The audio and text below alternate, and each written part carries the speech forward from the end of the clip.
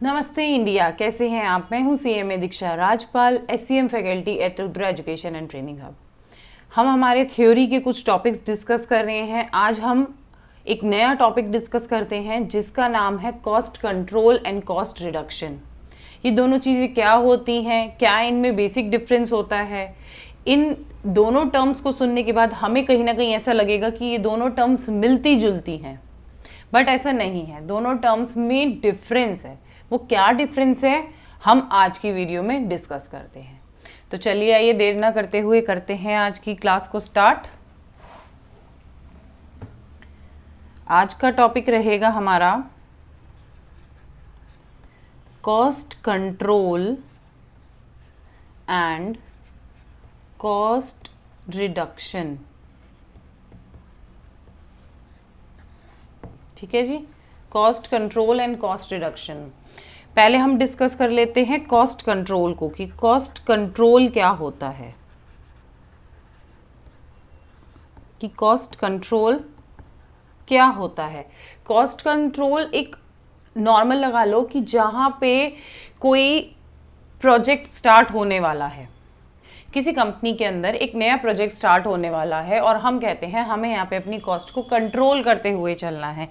उस चीज़ को हमें एकदम खींच के चलना है। जो हमारे बजट्स रहेंगे उसमें हम बहुत ज़्यादा कटौती करेंगे, जो हमारे एक्सपेंसेस होंगे उनको हम कम करेंगे। तो वो क्या होगा, वो होगा ये कि हम उस प्रोजेक्ट भर के लिए, चाहे वो 1 साल का प्रोजेक्ट है, 1 ईयर का प्रोजेक्ट है, इसमें हम कॉस्ट कंट्रोल चाहते हैं। तो हम इस प्रोजेक्ट की ही बात करेंगे, उसके बाद क्या होगा उसकी बात नहीं करेंगे। तो क्या है, ये एक टेम्परेरी प्रोसेस है। ये क्या है, एक टेम्परेरी प्रोसेस है। हम उसको अपने प्रोडक्शन में नहीं डाल दिया है, उसमें हमने किसी एक ऐसे पर्टिकुलर उसमें नहीं डाले कि सारी जिंदगी हमारा बिजनेस में वो चीज़ चलती रहेगी। नहीं, एक पर्टिकुलर टाइम पीरियड के लिए हम उसका यूज़ करेंगे। आगे और देखते हैं कॉस्ट कंट्रोल क्या क्या है, लिखते हैं इसके बारे में। लिखिए जी, cost control is the practice of identifying and reducing business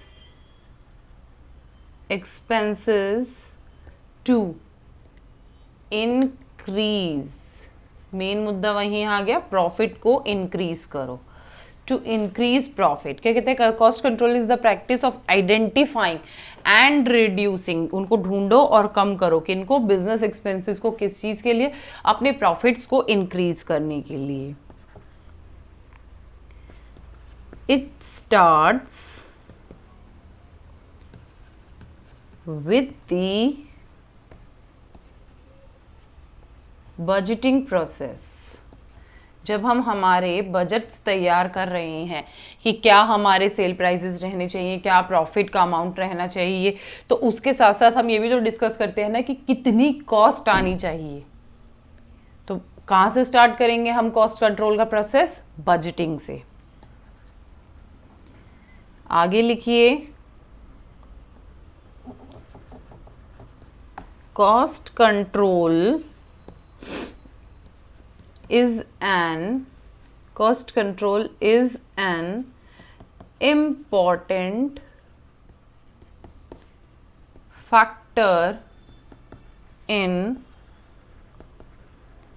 maintaining and growing profitability.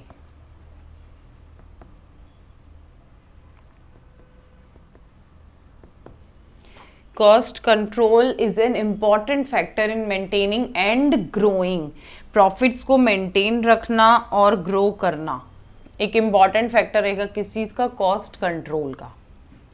ठीक है, आइए स्टेप्स देख ले कॉस्ट कंट्रोल के क्या क्या होंगे। इतनी चीज़ों को प्लीज़ नोट डाउन कर लेना, इतनी चीज़ों को नोट डाउन ज़रूर कर लेना। Steps of cost control. Steps, first step हम क्या करेंगे, प्लानिंग। फर्स्ट स्टेप में हम क्या करेंगे, planning.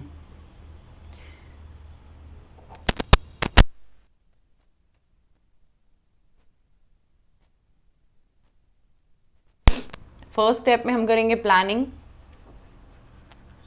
Set the targets in form of budgets. ठीक है जी, जो हमने बजट्स तैयार करे हैं उसमें कॉस्ट कंट्रोल को भी तो डालना पड़ेगा ना, कि हाँ हम 10 रुपये लगाने वाले थे, नहीं नहीं नहीं अब हमें 9 रुपये लगाने हैं। तो हमने क्या किया, एक बजट प्रिपेयर किया from the starting. Second step क्या कहता है, कम्युनिकेशन।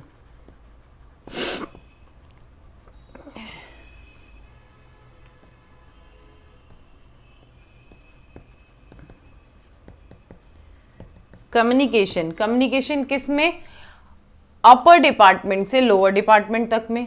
क्यों, क्योंकि उन्हें हम अपने कंप्लायंसेस बता रहे हैं कि अब हमारे प्रोडक्ट के अंदर 10 रुपये पर यूनिट नहीं लगेगा, हम 9 रुपये लगा रहे हैं, हम अपनी कॉस्ट को कम करना चाह रहे हैं। ठीक है, तो क्या हम अपने कंप्लायंसेस को बताएंगे अपने नीचे वाले डिपार्टमेंट्स को, और नीचे टू ऊपर कम्युनिकेट कैसे होगा, lower department to upper department कैसे होगा, हम उनको अपनी परफॉर्मेंसेस के बारे में बताएंगे। ठीक है, तो कम्युनिकेशन लिखिए, communication established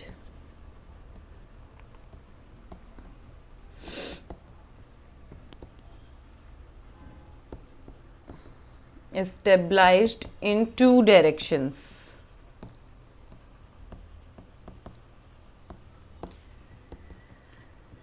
Higher to lower, किस चीज के लिए, for compliances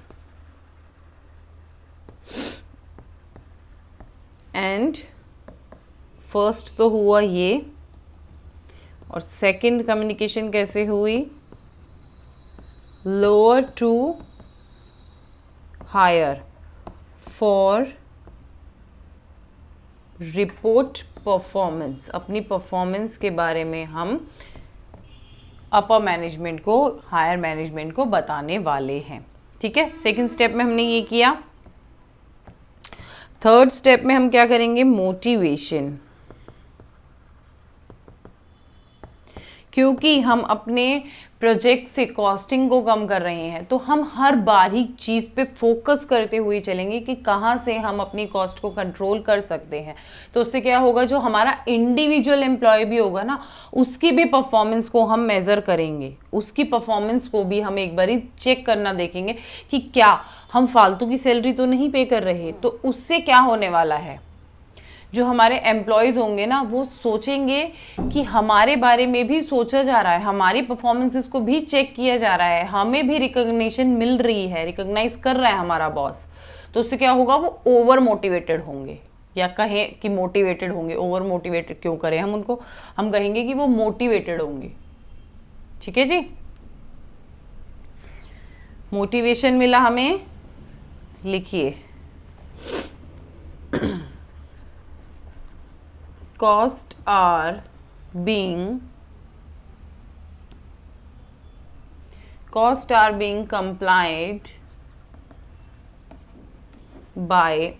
complied for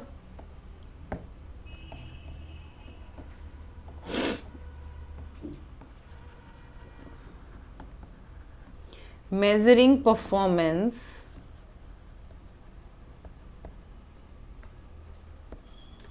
acts as a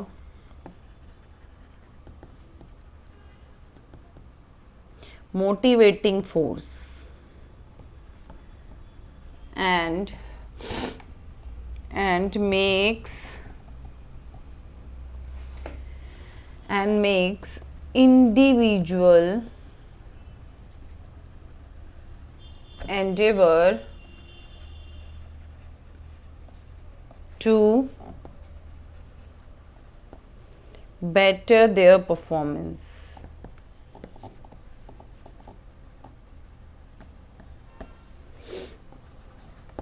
Fourth appraisals and reporting.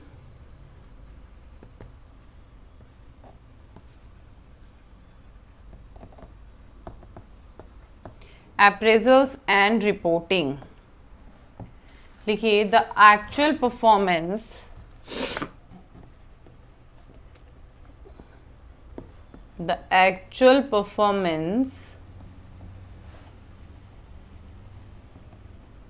is compared with the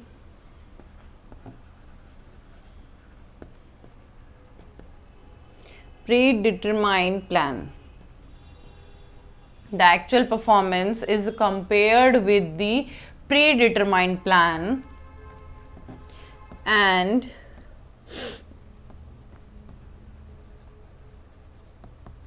reported to the proper level of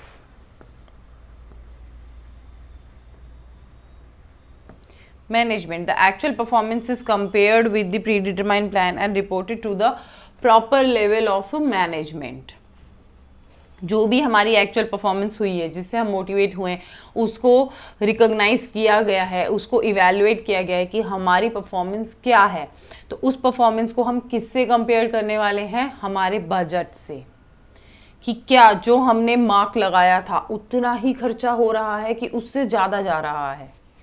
तो इस पे ध्यान देंगे और फिर रिपोर्ट करेंगे उसको प्रॉपर लेवल ऑफ मैनेजमेंट में या फिर अपने से ऊपर वाले मैनेजमेंट पे जिसके लिए हम अपनी जॉब कर रहे हैं. ठीक है जी. नेक्स्ट लिखिए, 5th is decision making. Decision making लिखिए,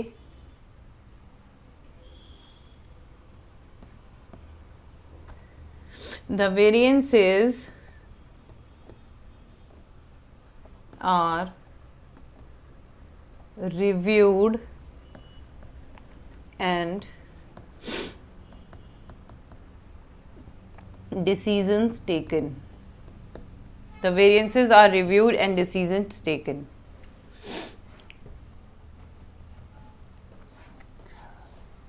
ठीक है जी. ये है हमारे स्टेप्स कॉस्ट कंट्रोल के. कॉस्ट कंट्रोल में हम क्या करते हैं? पहले अपने बजट्स को सेट कर लेते हैं, फिर उन बजट्स को कम्युनिकेट करते हैं, अपनी पूरी मैनेजमेंट में फैलाते हैं कि हाँ हम ये चीज़ करने वाले हैं, इतनी कॉस्ट को कंट्रोल करेंगे, इतने खर्चों को रोका जाएगा. उसके बाद अपने एम्प्लॉयज़, जो हमारे एम्प्लॉयज़, उन्हें पता है हमारी परफॉर्मेंसेस पूरी तरीके से चेक होने वाली हैं, क्योंकि कॉस्टिंग हम देख रहे हैं कहीं पे भी वेस्ट ना जाए. तो उसके लिए क्या होगा? प्रॉपर तरीके से चेकिंग होगी, एक एक इंडिविजुअल की परफॉर्मेंसेस को मेजर किया जाएगा. तो उससे क्या होगा? हमारा एम्प्लॉय और ज़्यादा मोटिवेट होगा. Then appraisal and reporting. Appraisal क्या है? अप्रेजल मीन्स कि जो भी चीज़ें हमने की हैं और जो चीज़ें हमने डिसाइड करी थी कि ऐसी होनी चाहिए, क्या वो सच में ही ऐसा हुआ है?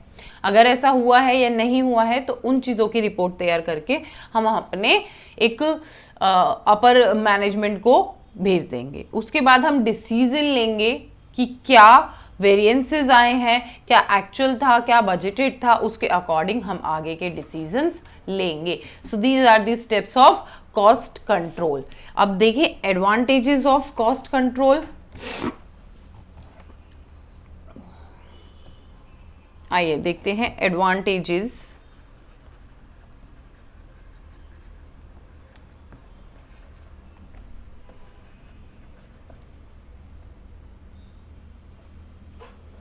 Cost controls.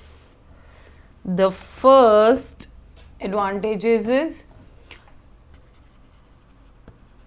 lowers expenses. Expense कम होंगे, जो भी वेस्ट हम कर रहे थे पैसे का उसको हम बचाएंगे और प्रॉपर यूटिलाइज करेंगे. तो उससे क्या हो जाएगा? हमारे एक्सपेंसेस कम हो जाएंगे. Second is enhance efficiency. जब हर चीज चेक हो ही रही है, कोई चीज भी वेस्ट नहीं जा रही है, तो उस केस में क्या होगा, हमारी एफिशिएंसी इंक्रीज होगी ही होगी। Third is better records. Better records, ma'am better record से मतलब क्या हुआ? बेटर रिकॉर्ड से मतलब ये हुआ जब हम फाइनेंशियल्स अपने डाटा को रिकॉर्ड करते हैं, उनके ही अकॉर्डिंग अपने बजट्स को सेट करते हैं।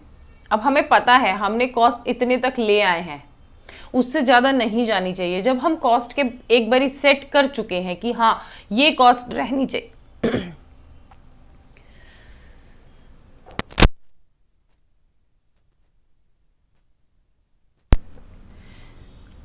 जब हम एक बारी सेट कर चुके हैं कि हमारी कॉस्ट क्या रहनी चाहिए, उसके अकॉर्डिंग ही हम हमारे बजट्स को सेट करने वाले हैं। जब हमारे बजट्स प्रॉपर बनेंगे तो हमारी परफॉर्मेंसेस अच्छे से एक्यूरेटली हो पाएंगी, जिन वजह से हमारे जो फाइनेंशियल रिकॉर्ड्स बनेंगे ना, वो कहीं ना कहीं ज़्यादा अच्छे बनेंगे उस पोजीशन से जब हम कॉस्ट कंट्रोल नहीं लेते। अगर हमने कॉस्ट कंट्रोल नहीं लिया है तो उतने बेटर रिकॉर्ड्स नहीं प्रिपेयर होंगे जितने की कॉस्ट कंट्रोल को एक्सेप्ट करने के बाद के रिकॉर्ड्स होंगे। So it's a better records. ठीक है जी, ये तो है एडवांटेज। फोर्थ लिखिए थ्रिफ्ट।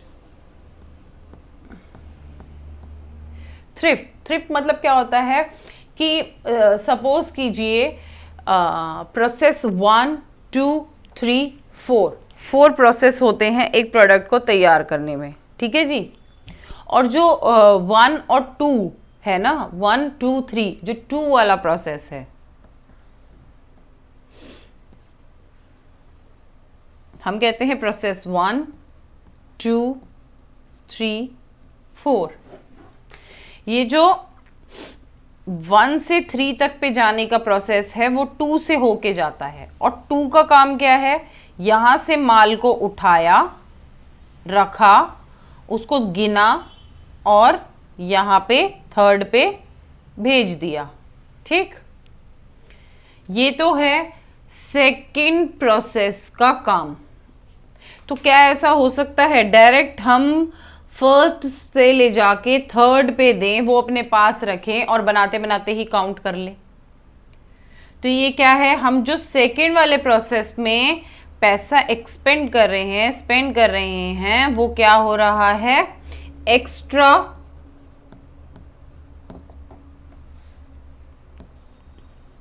एक्स्ट्रा मनी यूज हो रहा है ना। हम एक प्रोसेस के नाम पे एक्स्ट्रा अमाउंट पे कर रहे हैं। इन्होंने अपना एक गोडाउन बना रखा है, इस प्रोसेस ने, सेकंड प्रोसेस के डिपार्टमेंट ने अलग एक रूम बना रखा है, वहाँ पे माल आया, ठीक है, मटेरियल आया, फिर यहाँ पे काउंट हुआ 1 2 3 4 5 6, फिर 3rd पे लेके गए, जबकि उतने की ज़रूरत ही नहीं है, उतना बियर करने की हमें ज़रूरत ही नहीं है। तो इन चीज़ों से बच के और भी ज़्यादा इफेक्टिव काम करने के लिए जो पैसा हम बचा पाते हैं ना कॉस्ट कंट्रोल से, जब हमने कॉस्ट कंट्रोल लगाया तब हमें पता चला कि डिपार्टमेंट 2 प्रोसेस 2 हमारे लिए वेस्टली काम कर रहा है, इसका कोई लेन देन नहीं है हमारे मेन प्रोसेस से, यहाँ पे हमारा एक्स्ट्रा पैसा खर्च हो रहा है। तो हमने उस पैसे को बचा लिया और ज़्यादा एफिशिएंसी इंक्रीज करने के लिए वो पैसा लगा दिया। उसको कहते हैं थ्रिफ्ट। इसको लिख लो, एक लाइन इसकी लिख लो ताकि आपको क्लियर रहे। Saving wasting money and using it somewhere else for benefits। ठीक है जी, बेनिफिट्स के लिए उस पैसे का हम यूज कर लेंगे। ठीक है जी, अब हम समझ गए हमारा कॉस्ट कंट्रोल क्या होता है, लगभग चीजें हम समझ गए हैं। अब हम चलते हैं कॉस्ट रिडक्शन पे। अब हमारा टॉपिक आता है कॉस्ट रिडक्शन। कॉस्ट रिडक्शन क्या होता है इसके बारे में लिख लेते हैं, फिर आगे डिस्कस करेंगे। बहुत छोटे और इजी टॉपिक्स हैं तो जल्दी से इनको कंप्लीट करते हैं। Cost reduction is the process of decreasing a company's expenses to maximize profits। ठीक है जी, प्रॉफिट्स को मैक्सिमाइज करने के लिए हम क्या करेंगे, हमारे जो कंपनी के एक्सपेंसेस हैं उनको कम करेंगे। Decreasing a company's expenses to maximize profits. ठीक है जी, आगे लिखिए। It involves identifying and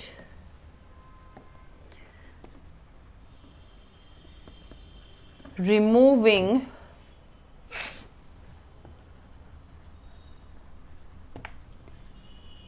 expenditure that do not provide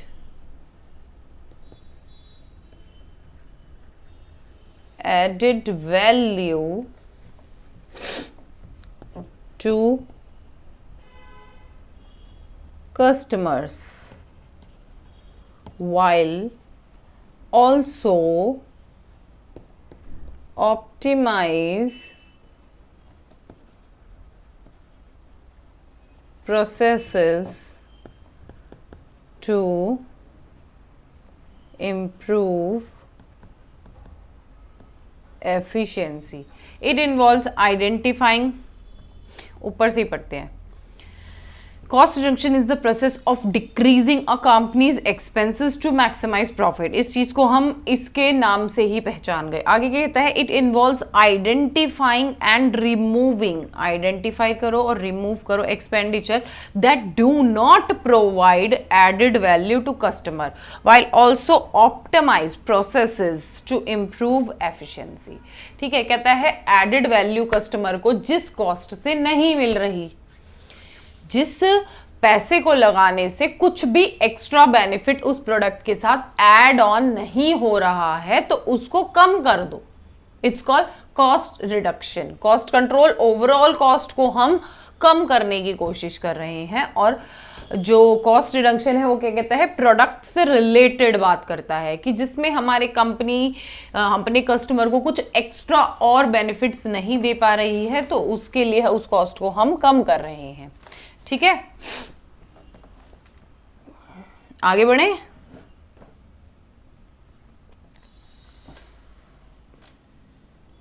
चलिए जी, आगे लिखिए। कंपनी क्या चाहती है? अब तक हमने क्या सीखा है, कोई भी कंपनी क्या चाहती है, कंपनी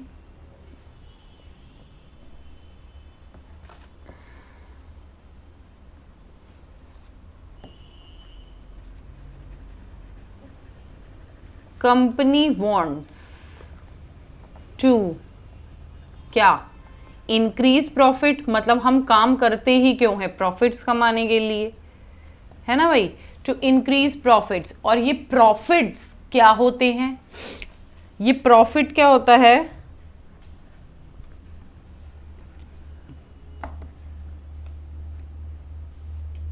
ये प्रॉफिट ही क्या होता है, प्रॉफिट। प्रॉफिट क्या होता है, प्रॉफिट प्रॉफिट होता है जो हमने कमाया है। हमने क्या क्या कमाया है,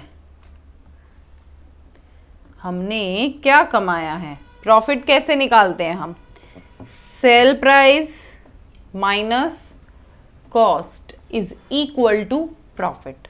ठीक है, जब सेल प्राइस में से हमने अपनी लागतों को, अपने लगने वाले पैसे को हमने जब लेस कर दिया, तो उसके बाद क्या आया, हमारा प्रॉफिट आया। तो हमें क्या करना है, कंपनी क्या चाहती है, अब इस केस में देखो कंपनी क्या चाहती है, प्रॉफिट को इंक्रीज करना। अब ये इंक्रीज कैसे होगा, या तो हम हमारे सेल प्राइसेस को बढ़ा दें। क्या करेंगे, प्रॉफिट इंक्रीज कैसे हुआ, by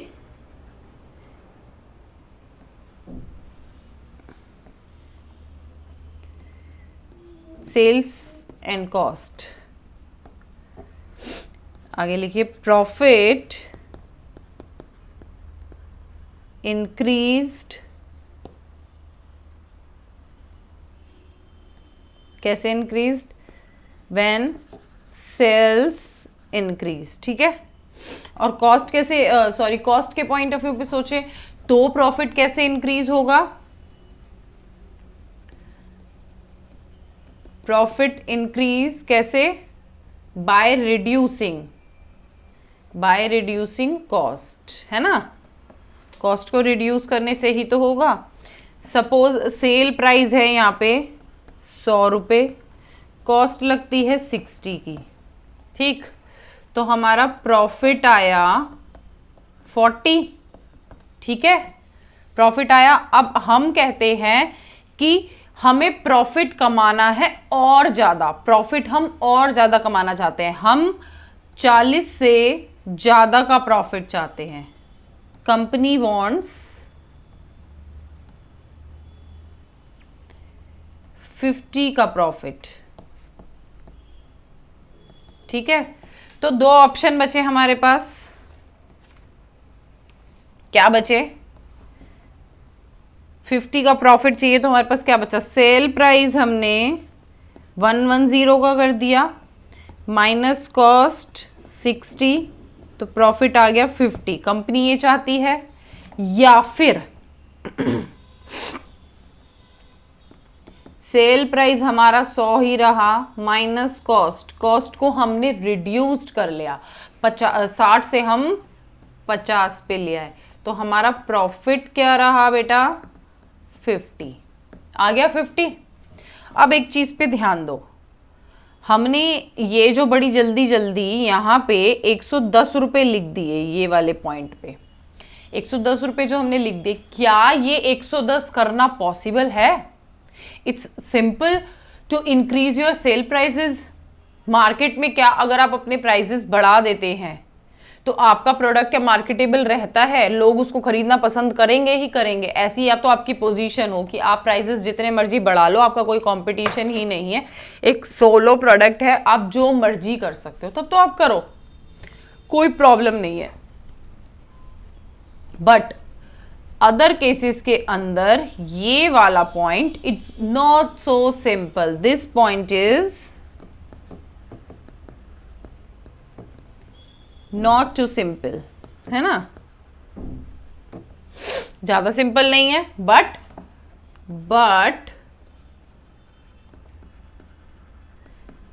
this point is in the hands of company. Cost को बढ़ाना घटाना तो कंपनी के हाथ में, कॉस्ट ध्यान दे, कॉस्ट कहाँ कहाँ पे, कंपनी ध्यान दे कि कॉस्ट कहाँ कहाँ पे लग रही है, कहाँ पे कितने एक्सपेंसेस हो रहे हैं, क्या हमारे अमाउंट रहने वाले हैं, तो कंपनी किसी न किसी पॉइंट पे आके अपनी कॉस्ट को कम कर सकती है। ठीक है, कर सकती है, लिख लो एक बारी, cost reduction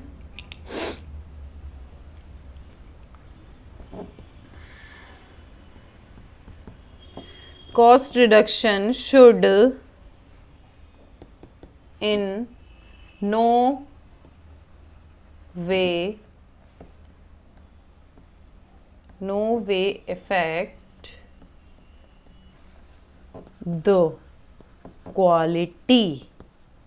क्वालिटी हमारी हिलनी नहीं चाहिए, quality of the product, nor it should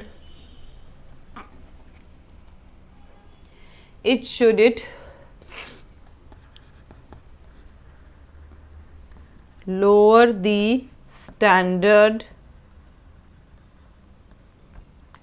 of performance of the business. Simple is that. ना तो क्वालिटी इफेक्ट हो, ना उसकी जो पोजीशन है, जो उसकी परफॉर्मेंस है वो भी इफेक्ट नहीं होनी चाहिए। जैसा प्रोडक्ट है वैसे का वैसा ही बन के तैयार हो, जैसा कस्टमर चाहता है वैसा ही प्रोडक्ट बन के बाहर आए। तो क्या होगा, हम कॉस्ट रिड्यूस करने के लिए तैयार है, अनलेस अदरवाइज हम कॉस्ट रिड्यूस नहीं करेंगे। ठीक है, कॉस्ट रिडक्शन क्या होगा, no way affect the quality nor it should lower the standard of performance of the business। ठीक, ये है हमारा cost reduction, cost control and cost reduction. इस चीज को नोट डाउन कर लो और उसके बाद हम देखते हैं इनके डिफरेंस।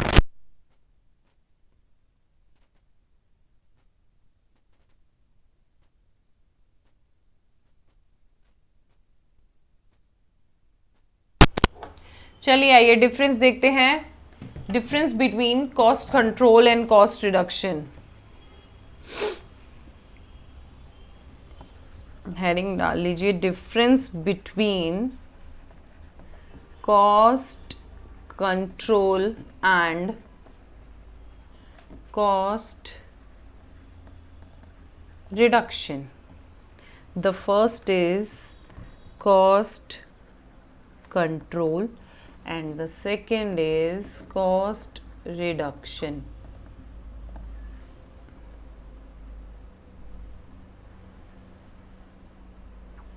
चलिए जी, आइए फर्स्ट पॉइंट लिखिए कॉस्ट कंट्रोल का, focuses on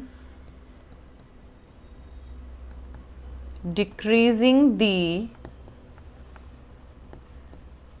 total cost of production. ठीक है, यहाँ पे टोटल कॉस्ट की बात हो रही है, कॉस्ट रिडक्शन में टोटल कॉस्ट की बात हो रही है, और सॉरी कॉस्ट कंट्रोल में ओवरऑल कॉस्ट की बात हो रही है। वहीं कॉस्ट रिडक्शन में किस चीज़ की बारी है, focuses on decreasing unit cost of a product. यहाँ पे पर यूनिट कॉस्ट की बात हो रही है। ठीक है जी, now the second point is cost control is temporary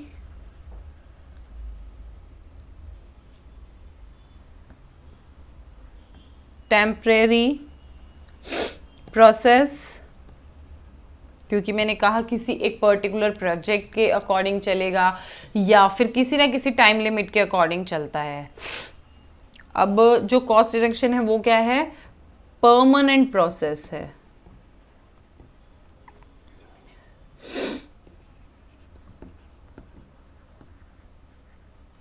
permanent process.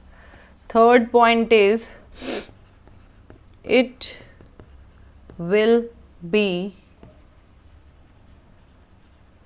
completed when the specified target is achieved। ठीक है जी, जब एक स्पेसिफाइड टारगेट अचीव हो जाएगा। एक प्रोजेक्ट बनाने के लिए हमने कॉस्ट कंट्रोल लगाया था, टेम्परेरी प्रोसेस था, 1 ईयर का प्रोजेक्ट था, वो प्रोजेक्ट कंप्लीट हुआ तो वहीं पे कॉस्ट कंट्रोल का काम फिनिश। वहीं कॉस्ट रिडक्शन का काम नहीं होता। It has no visible end, कोई भी विजिबल एंड नहीं है। It targets for eliminating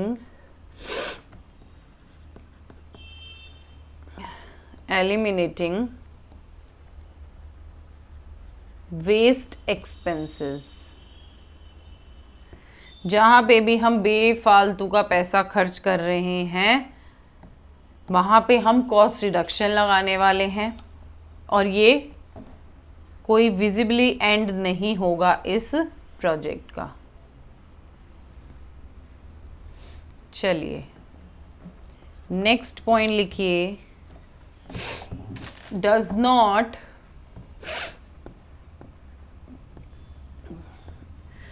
not guarantee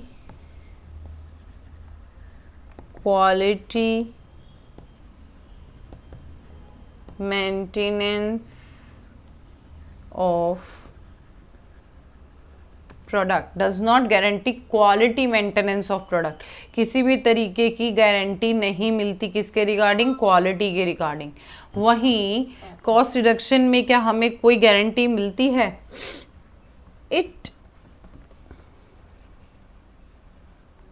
it assured 100% quality maintenance।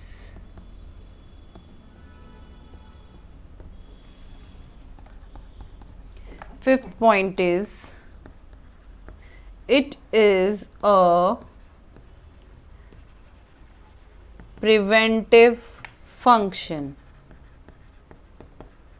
ये एक प्रिवेंटिव फंक्शन है, ठीक है जी। प्रिवेंट मतलब हम अब पहले ही प्रिकॉशंस ले रहे हैं, किसी चीज़ से हम प्रिवेंट होके चले, बच के चल रहे हैं कि हाँ ये कॉस्ट ना लगे, क्योंकि हम बजट्स तैयार होने से पहले ही इन चीज़ों को ले आते हैं कि इतनी कॉस्ट रहनी चाहिए, ये रहना चाहिए, प्रॉपर कंट्रोल रखते हैं। तो ये क्या है? एक प्रिवेंटिव फंक्शन है, ठीक है। और यही क्या है? कॉस्ट रिडक्शन क्या है? Corrective function. It is a corrective function. क्यों जी? क्योंकि पर यूनिट पे जो कॉस्ट लग चुकी है उनको एक बारी हम चेक करेंगे, देखेंगे क्या है, कहाँ पे एक्स्ट्रा वेस्ट हो रहा है, क्या नहीं है, प्रोडक्ट क्वालिटी वाला बन रहा है या नहीं बन रहा है, उसके अकॉर्डिंग हम आगे मूव करेंगे। तो ये क्या है? एक करेक्टिव फंक्शन है, जहाँ पे वेस्ट हुआ है उसको करेक्ट करना है, वहाँ से पैसे को बचा के निकालना है। It's called cost reduction. So ये सिंपल सा छोटा सा टॉपिक है cost control and cost reduction का, जो अब होता है कंप्लीट, और हमारी आज की क्लास भी होती है कंप्लीट। हम मिलेंगे नेक्स्ट वीडियो में किसी नए टॉपिक के साथ। तब तक के लिए मेरी तरफ से नमस्कार, आदाब, प्रणाम, सत श्री अकाल। पढ़ते रहो, बढ़ते रहो, खुश रहो।